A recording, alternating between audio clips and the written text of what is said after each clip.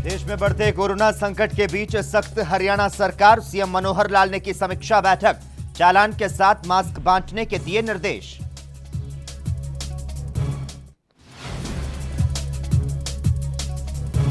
Haryana DGP पद पर बड़ी रार। प्रदेश के गृह मंत्री अनिल विज ने नामों का पैनल बनवाया। सीएम मनोहर लाल बोले, थोड़ी गलतफहमी है, दूर कर लेंगे।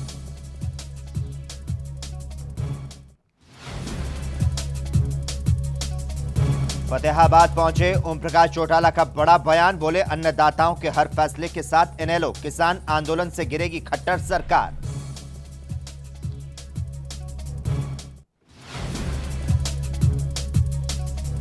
और हरियाणा सीएम मनोहर लाल हुड्डा और G23 के कांग्रेस नेताओं पर तंज। कहा, इनके हथियार में धार नहीं।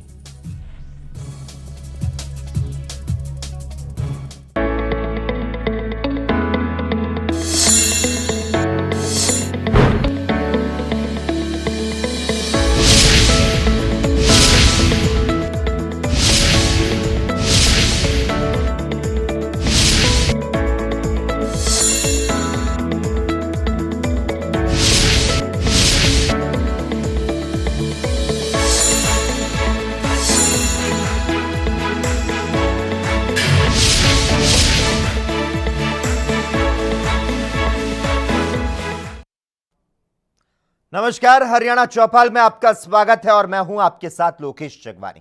मुख्यमंत्री मनोहर लाल ने कोविड-19 की स्थिति पर समीक्षा बैठक ली। इस दौरान सीएम ने कोरोना के बढ़ते मामलों को देखते हुए अधिकारियों को सख्ती बरतने के आदेश दिए। मुख्यमंत्री ने कहा, मास्क न पहनने वाले लोगों का चालान किया जाए। चालान करने के साथ मास्क का वितरण करें। मिनी सचिवालय, बस स्टैंड, पार्क और सार्वजनिक स्थानों पर सख्ती बरती जाए। मनोहर लाल ने कहा कि अधिकारी आम नागरिकों से सोशल डिस्टेंसिंग जैसे नियमों का पालन कराना सुनिश्चित करवाएं। तो वहीं वैक्सीन को लेकर सीएम ने जानकारी दी। मुख्यमंत्री ने बताया कि अब तक 2 लाख से ज्यादा हेल्थ केयर और फ्रंटलाइन वर्कर्स को वैक्सीन की पहली डोज और 2 लाख से ज्यादा हेल्थ केयर और फ्रंटलाइन वर्कर्स को दूसरी डोज दी जा चुकी है।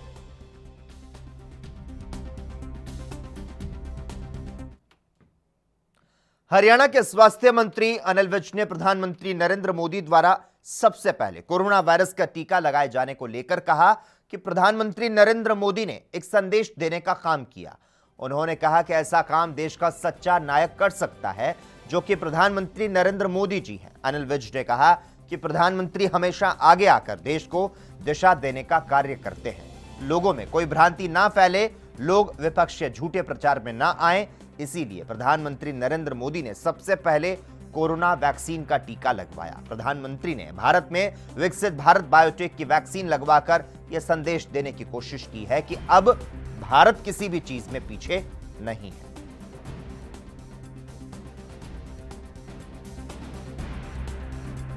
मंत्री नरेंद्र मोदी जी देश के सच्चे नायक हैं। हर घड़ी पर उन्होंने हमेशा आगे आकर देश को राह दिखाने की कोशिश की है। आज से कोरोना वैक्सीन का दूसरा फेज़ आरंभ हो रहा है, जिसमें 60 साल से ऊपर वालों को और 45 साल से जिनको गंभीर बीमारियां हैं उनको वैक्सीन लगाने का काम शुरू हो रहा है। लोगों में कोई भय ना हो, कोई भ्रांति ना हो, कोई विपक्ष के झूठे प्रचार में ना आए, इसलिए प्रधानमंत्री जी ने स्वयं पहल करते हुए सबसे पहले खुद इंजेक्शन लगाया है, ताकि लोगों के मन से कोई भय या कोई भ्रांति, कोई शक शुबा हो, वो दूर हो जाए, ताकि लोग अपने आप आकर ये वैक्सीन लगवाएं और देश को कोरोना की महामारी से मुक्त किया। आज से देश भर में कोरोना टीकाकरण का दूसरा चरण शुरू हो गया है। अब 45 साल से ऊपर के लोग कोरोना वैक्सीन लगवा सकते हैं, तो साथ ही ऐसे लोग वैक्सीन लगवा सकते हैं जो किसी बीमारी से पीड़ित हैं। इस बीच हरियाणा के गृह मंत्री अनिल विज ने टीकाकरण करवाने से इनकार कर दिया। इसके पीछे उन्होंने वजह बताई। उन्होंने कहा, कोविड होने के बाद मेरी एंटीबॉडी 300 बनी है, जो कि बहुत ही ज्यादा है। शायद मैंने जो ट्रायल वैक्सीन लगवाई इसमें उसका योगदान हो। मुझे अभी वैक्सीन की जरूरत नहीं है। इसके साथ ही उन्होंने लोगों से अपील की कि लोगों को निसंकोच वैक्सीन लगवानी चाहिए। आपको बता दें, आज से शुरू हुआ कोरोना टीकाकरण का दूसरा फेज 6 हफ्तों तक चलेगा।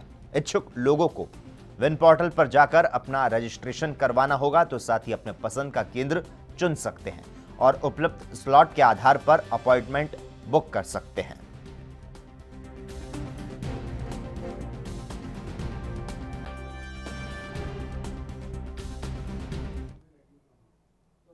फतेहाबाद में आज हरियाणा के पूर्व मुख्यमंत्री ओम प्रकाश चौटाला पहुंचे और जाट धर्मशाला में कार्यकर्ताओं की मीटिंग ली। इस मीटिंग के दौरान मीडिया से बातचीत करते हुए ओम प्रकाश चौटाला ने देश में मध्यवर्ती चुनाव को लेकर भविष्यवाणी कर डाली। ओम प्रकाश चौटाला ने कहा कि किसान आंदोलन में देश के लोग एकजुट होंगे और ये सरकार गिर जाएगी। इस सरकार के गिरने के बाद लोगों के हितों की रक्षा करने वाली अच्छी सरकार का गठन होगा।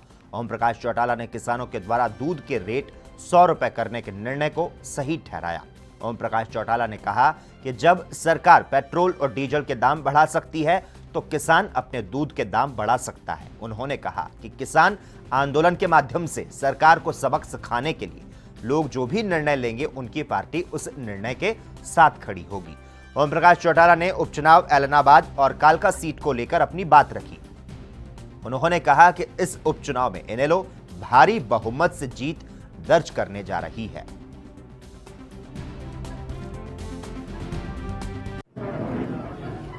प्रजातांत्रिक प्रणाली में जनता जनार्दन के सहयोग और समर्थन से सरकारें बनती हैं। चुनी हुई सरकारें अगर लोगों के हितों के लिए अच्छे काम ना करें तो लोग जनतांत्रिक तरीके से सरकार का पतन करते हैं। जैसा अभी मैंने बात कही है, इस किसान आंदोलन के माध्यम से सारे देश के लोग जुड़े और उसका सुखद परिणाम ये निकलेगा। निश्चित रूप से ये सरकार गिरेगी, चुनाव होंगे और फिर लोगों के हितों की रक्षा करने वाली एक अच्छी सरकार का गठन। सरकार पेट्रोल के, डीजल के, गैस के सिलेंडर के दाम बढ़ा सकती है, क्या किसान को ये अधिकार हासिल नहीं कि वो अपने दूध की कीमत अपनी मर्जी से? तो आप समर्थन करते हैं उसका? आप समर्थन करते हैं 100 रुपए किलो दूध का? निश्चित रूप से सरकार को सबक सिखाने के लिए किसान आंदोलन के माध्यम से लोग जो निर्णय लेंगे हम उसके समर्थन। जिस तरह से कोई लड़े, हमें इसकी चिंता नहीं, लेकिन इन दोनों सीटों पे मेरी पार्टी के प्रत्याशी भारी बहुमत से जीत के आए। चाहे जेजेपी का है, चाहे बीजेपी का है, चाहे कांग्रेस का है, चाहे किसी और पार्टी का। हरियाणा में डीजीपी मनोज यादव को बदलने पर तनातनी बढ़ने के पूरे आसार बन चुके हैं। गृह मंत्री अनिल विज के निर्देश पर नए डीजीपी की नियुक्ति के लिए नामों का पैनल तैयार हो चुका है। वहीं मुख्यमंत्री मनोहर लाल पुलिस मनोज यादव को बदलने के मूड में नहीं है। मनोहर लाल ने कहा कि डीजीपी इंटेलिजेंस ब्यूरो में एब्जॉर्ब हो चुके थे, उन्हें हमने केंद्र सरकार से हरियाणा में नियुक्ति के लिए मांगा है। ऐसे में डीजीपी मनोज यादव की कुर्सी मजबूत हो चुकी है। पिछले कुछ दिनों से डीजीपी की नियुक्ति को लेकर विवाद चल रहा है। दरअसल गृह मंत्री अनिल विज नहीं चाहते हैं कि यादव डीजीपी रहें। उन्होंने नए डीजीपी के लिए पैनल तैयार करने के आदेश दिए थे। पैनल तैयार भी हो गया, लेकिन फाइनल आगे नहीं खिसक रही है। अब बता दें, सीएम ने कहा है कि इस मामले को लेकर थोड़ी गलतफहमी है, जिसे अब दूर कर लिया जाएगा।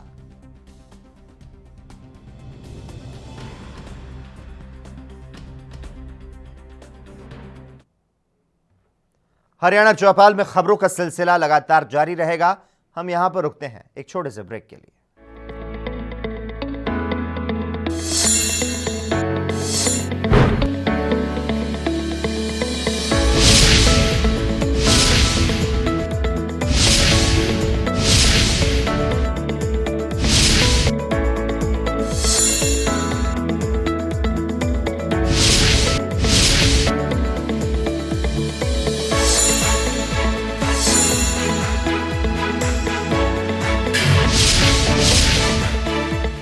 क्या आप दुबले पतले कमजोर हैं? आपकी सेहत नहीं बनती, भूख कम लगती है, वजन नहीं बढ़ता। दरअसल मेन बात खाना पीना खाना नहीं है, मेन बात है खाया पिया लगना। और अगर खाया पिया लगेगा ही नहीं तो सेहत बनेगी कैसे? इसलिए हमारी संस्था सन्यासी आयुर्वेदा ने एक ऐसी दवा बनाई है जो कि आपके पाचन तंत्र को, आपके लीवर सिस्टम को ठीक करने का काम करती है, ताकि आप जो भी खाएं उसका पूरे का पूरा निचोड़ आपके शरीर को लगे, आपकी भूख बढ़े, खाया पिया सही से लगे, नया खून बने, हड्डियों में जान आए, वजन बढ़े, ताकत बढ़े, चेहरे पर नूर आए और आप मोटे तगड़े खूबसूरत पर्सनैलिटी के मालिक बन जाएं। यह दवा पूरी तरह से आयुर्वेदिक होती है। इसका शरीर पर कोई भी साइड इफेक्ट, कोई भी नुकसान या दुष्प्रभाव नहीं होता। लड़के लड़कियां दोनों इसका इस्तेमाल कर सकते हैं और पहले 15 दिन के अंदर ही आपको इसका असर महसूस हो जाएगा। सिर्फ 650 रुपए की पूरे 1 महीने की दवा होती है और आप इसे घर बैठे 01145454545 पर फोन करके दवा मंगवा सकते हैं। कम ब्रेक और ज्यादा खबर।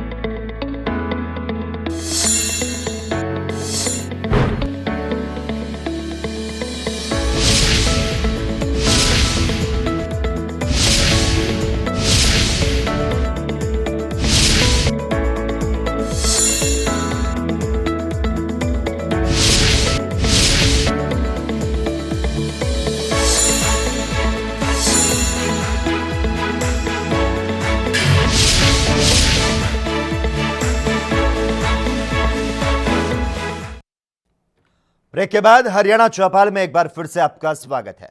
हरियाणा में दिन चढ़ते ही सियासत गर्मा चुकी है।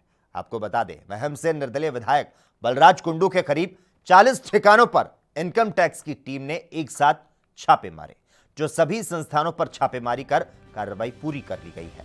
इस छापेमारी में आईडी को केसीसी कंपनी में 25 करोड़ रुपए की फर्जी एंट्री देने वाली दिल्ली के share broker company lifeline security services का बड़ा घोटाला जो है वो मिला है। आपको बता दें, आयकर विभाग की टीम ने 25 फरवरी को कुंडू की कंपनी से संबंधित प्रमुख लोगों के घर और संस्थानों पर एक साथ हिसार, हांसी, रोहतक, गुरुग्राम और दिल्ली में 20 स्थानों पर छापेमारी की। इसके बाद 4 अन्य संस्थानों पर आयकर विभाग की टीम ने छापेमारी की।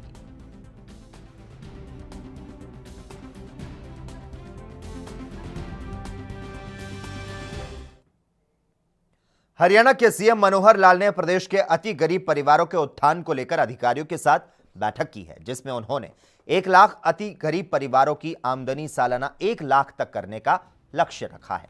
इसे लेकर उन्होंने अधिकारियों को योजना पर तेजी से काम करने के निर्देश दिए। आपको बता दें, परिवार पहचान पत्र सर्वे से 1 लाख अति गरीब परिवारों की पहचान होगी और कौशल विश्वविद्यालय सबसे निचले पायदान पर खड़े लोगों के लिए कोर्स तैयार करेगा।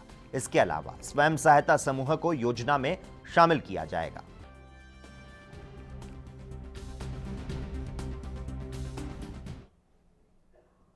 वहीं कोरोना काल के 11 महीने के बाद आज हरियाणा में कक्षा पहली और दूसरी क्लास के बच्चे स्कूलों में पहुंचे। आज से कक्षा पहली और दूसरी के विद्यार्थियों की कक्षाएं शुरू की गई। इसके लिए स्वास्थ्य विभाग की गाइडलाइन का पालन हो, शिक्षा विभाग को आदेश दिए गए। फतेहाबाद में कक्षा पहली और दूसरी के बच्चे प्राइमरी स्कूल में पहुंचे। स्कूल में एंट्री से पहले अध्यापकों के द्वारा बच्चों का तापमान चेक किया गया और उसके बाद क्लासरूम में एंट्री दी गई। स्कूल प्रबंधन के द्वारा सैनिटाइजेशन को लेकर पूरे प्रबंध किए गए। बच्चों के अभिभावकों से अनुमति प्रमाण पत्र लेने के बाद ही बच्चों को स्कूल में एंट्री दी जा रही है। स्कूल में आने वाले सभी विद्यार्थियों के लिए मास्क अनिवार्य किया गया है।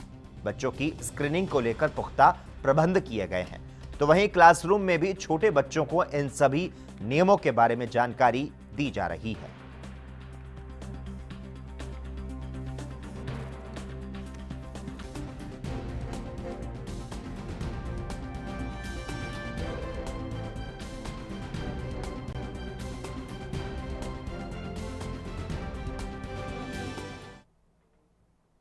हरियाणा शिक्षा विभाग की ओर से आज से पहली और दूसरी कक्षा के छात्रों के लिए स्कूल खोल दिए गए हैं, जिसकी तैयारियां स्कूल प्रशासन की ओर से की गई। क्लासरूम को पहले से सैनिटाइज करवाया गया और स्कूल के मुख्य गेट पर हर बच्चे का टेम्परेचर चेक किया गया। इसके साथ ही हर बच्चे को मास्क के साथ एंट्री दी गई। हालांकि आज पहले दिन छात्रों की संख्या 15 से 20% रही, तो वहीं स्कूल प्रबंधक के अनुसार आने वाले समय में यह संख्या बढ़ सकती है। दूसरी कक्षा के बच्चों ने बताया कि उन्हें स्कूल आकर बेहद अच्छा लगा, अब वे ठीक से पढ़ाई कर सकेंगे। बहुत अच्छा लग रहा है। अच्छा, तो क्या कहेंगे जब स्कूल पहुंचे हो, कैसा महसूस हो रहा है? मुझे बहुत अच्छा रह रहा है, पढ़ाई कर कर बहुत मजा आता है। अच्छा, घर पे कैसे टाइम बिताए थे, जैसे घर स्कूल नहीं खुले थे जब, और आप स्कूल आए हो अब? ऐसे ही टाइम अब मैं स्कूल आ गया हूँ, अब मुझे पूरी तैयारी हो जाएगी। हाँ, पढ़ाई में कोई दिक्कत आई थी घर में रहते थे अब? दिक्कत आई थी। और क्या अब दिक्कत आई थी? सही से पढ़ाई नहीं हो पाती थी, ऑनलाइन आपकी पढ़ाई कराई जाती थी उस तरीके से होती जिस स्कूल में आते थे आप? नहीं हो पाती। आज स्कूल आए हो, कैसा लग रहा है आप लोगों को? अच्छा ही है। क्या घर पे पढ़ाई नहीं होती थी आप लोगों की? अब स्कूल में आए हो, पढ़ाई होगी, दोबारा से स्टार्ट होगी, क्या लगता है सही से पढ़ाई होगी अब?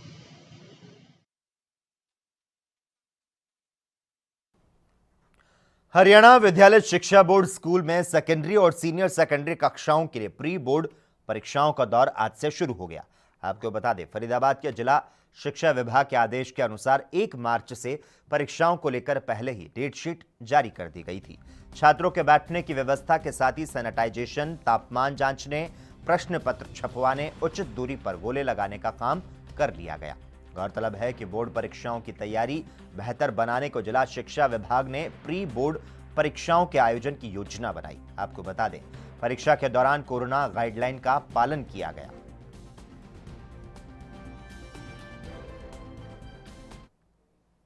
खबरों का सिलसिला लगातार जारी है। यहां वक्त हो चला है एक और छोटे से ब्रेक का, जल्द हाजिर होते हैं।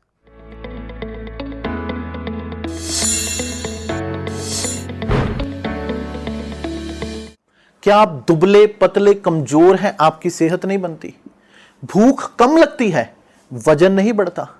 दरअसल मेन बात खाना पीना खाना नहीं है, मेन बात है खाया पिया लगना। और अगर खाया पिया लगेगा ही नहीं तो सेहत बनेगी कैसे? इसलिए हमारी संस्था सन्यासी आयुर्वेदा ने एक ऐसी दवा बनाई है जो कि आपके पाचन तंत्र को, आपके लीवर सिस्टम को ठीक करने का काम करती है, ताकि आप जो भी खाएं उसका पूरे का पूरा निचोड़ आपके शरीर को लगे, आपकी भूख बढ़े, खाया पिया सही से लगे, नया खून बने, हड्डियों में जान आए, वजन बढ़े, ताकत बढ़े, चेहरे पर नूर आए और आप मोटे तगड़े खूबसूरत पर्सनैलिटी के मालिक बन जाएं। यह दवा पूरी तरह से आयुर्वेदिक होती है। इसका शरीर पर कोई भी साइड इफेक्ट, कोई भी नुकसान या दुष्प्रभाव नहीं होता। लड़के लड़कियां दोनों इसका इस्तेमाल कर सकते हैं और पहले 15 दिन के अंदर ही आपको इसका असर महसूस हो जाएगा। सिर्फ 650 रुपए की पूरे 1 महीने की दवा होती है और आप इसे घर बैठे 01145454545 पर फोन करके दवा मंगवा सकते हैं। कम ब्रेक और ज्यादा खबरों के साथ देखिए ANB news in channel.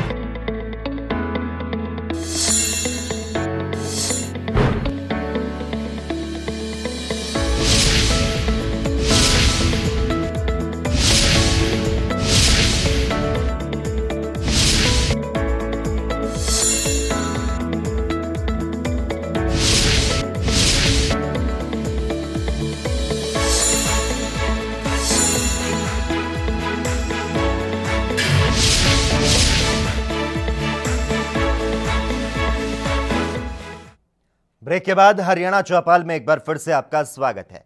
Haryana के अंबाला में लगातार ज्वेलर्स के साथ हो रही लूटपाट से परेशान होकर ज्वेलर्स एसोसिएशन ने सुरक्षा की मांग की।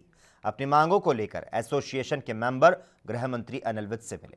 ज्वेलर्स को मांग है कि उन्हें ऑल इंडिया लेवल के आर्म लाइसेंस उपलब्ध कराए जाए और बढ़ती लूट की घटनाओं को देखते हुए उन्हें सुरक्षा मुहैया कराई जाए, जिस पर गृह मंत्री अनिल विज ने उन्हें सुरक्षा देने का आश्वासन दिया और पुलिस प्रशासन को जल्द आरोपियों को पकड़ने के निर्देश दिए। तरफ से हम लोग आज गृह मंत्री जी से मुलाकात की है।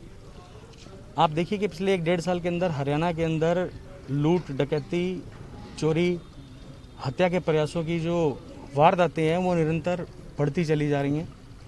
अभी पिछले पूरे 15 दिन के अंदर आप देखिए कि निरंतर, पहले आपके ये हमारे साथ बड़ौदा के भी बंदे हैं, आपके गोहाना के जो कल परसों कांड हुआ जिनको सब कुछ लूट के चले गए हैं, उसके अलावा रोहतक के अंदर गोली मार के गए हैं और उनका सोना और चांदी लूट के गए हैं।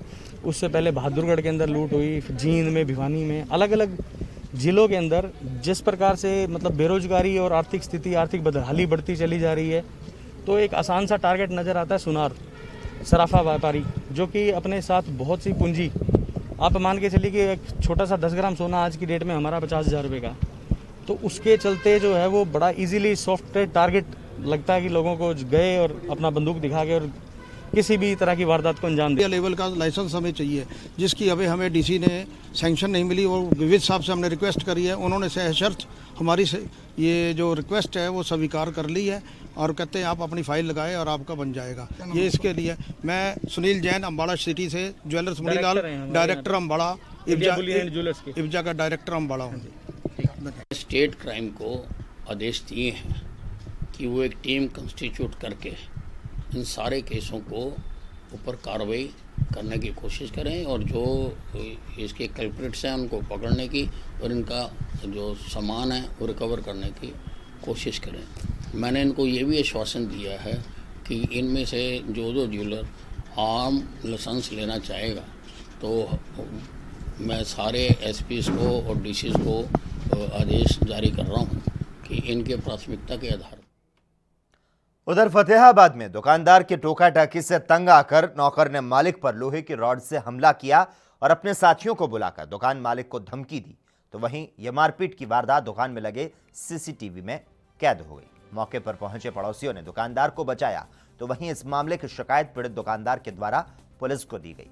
यहां पीड़ित दुकानदार कपिल कुमार का कहना रहा कि युवक वरुण उनकी हैंडलूम की दुकान पर काम करता है और किसी बात को लेकर हुई कहासुनी को लेकर वरुण ने लोहे की रॉड से हमला किया, तो साथ ही अपने साथियों को साथ लेकर दुकान पर पहुंचा और धमकी दी। तो वहीं इस घटना के बाद पीड़ित ने कार्रवाई की मांग की है, जिसके बाद पुलिस कार्रवाई में जुट चुकी है।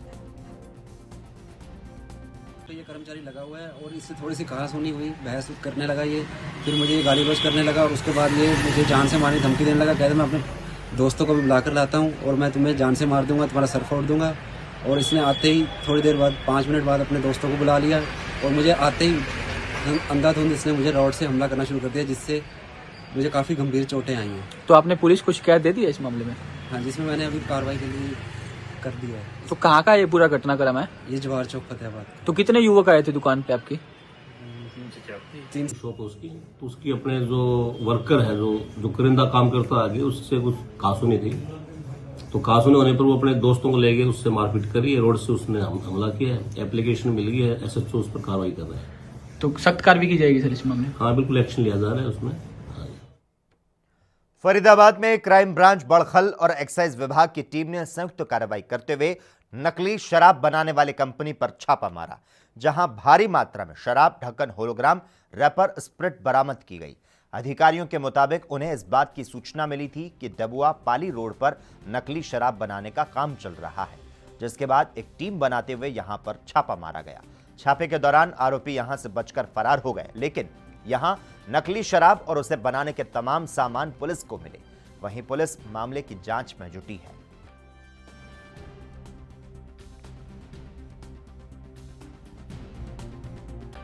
नकली शराब स्वास्थ्य के लिए बिल्कुल हानिकारक है, आपकी जानलेवा हो सकती है।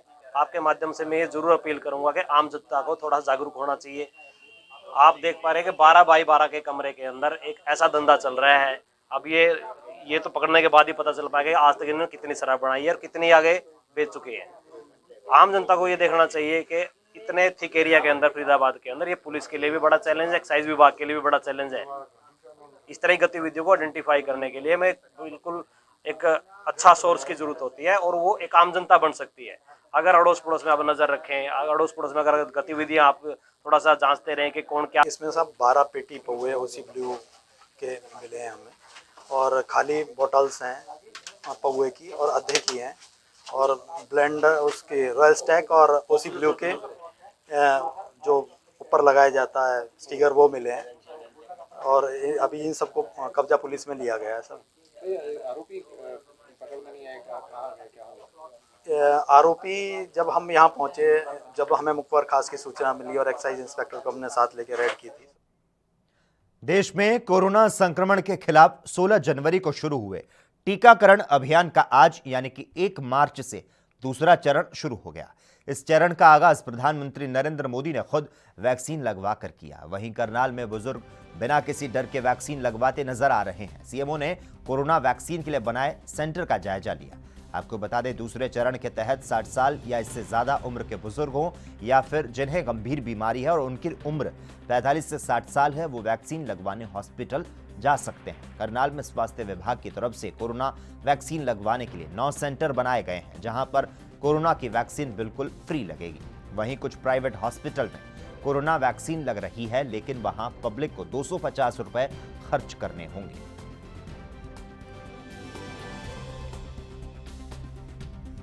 फायदे हैं, इसका इंजेक्शन का बहुत फायदा है, सबको लगवाना चाहिए। हमने भी लगवाया, आज प्रधानमंत्री ने भी आज लगवाया है, इसलिए मैं ये कहूँगा सबको लगवाना चाहिए। किस तरह का नहीं, कोई साइड इफेक्ट नहीं हुआ, कोई कुछ नहीं है। अभी हम 10-15 मिनट हो गए लगवा के आए हैं, कोई ऐसी परेशानी नहीं है और दर्द नहीं होता, कुछ भी नहीं होता। बहुत ठीक तरीके से यहाँ ट्रीटमेंट किया है, बहुत अच्छा है। मेरा नाम कृष्ण लाल जावाद है और आज ये तीसरे फेज में हमें वैक्सीन लगी है। सरकार की तरफ से स्कीम बहुत अच्छी है, बुजुर्गों के लिए ये है, पहले लगाई जा रही है। किसी किस्म की कोई परेशानी नहीं है, अरेंजमेंट बेस्ट है, टाइमली सिस्टमेटिकली सारा काम चल रहा है हमारा। सेक्टर 13 की डिस्पेंसरी में भी क्योंकि यहाँ सीनियर सिटीज़न काउंसिल भी है और काफ़ी हमारे सीनियर सिटीजन इस एरिया में हैं, उनके लिए एक ये सेंटर वैक्सीनेशन सेंटर बनाया गया था, जहाँ पे वैक्सीनेशन हमारी ऑलरेडी शुरू हो चुकी है। किसी प्रकार की को मैं ये आपके माध्यम से बताना चाहूँगा, जितने भी हमारे सीनियर सिटीजन्स हैं 60 ईयर्स एंड अबव कि वो ज़्यादा से ज़्यादा संख्या में और इसी के साथ ही हरियाणा चौपाल में इतना ही। तमाम अहम खबरों के लिए लगातार आप जुड़े रहिए एएनबी न्यूज़ के साथ।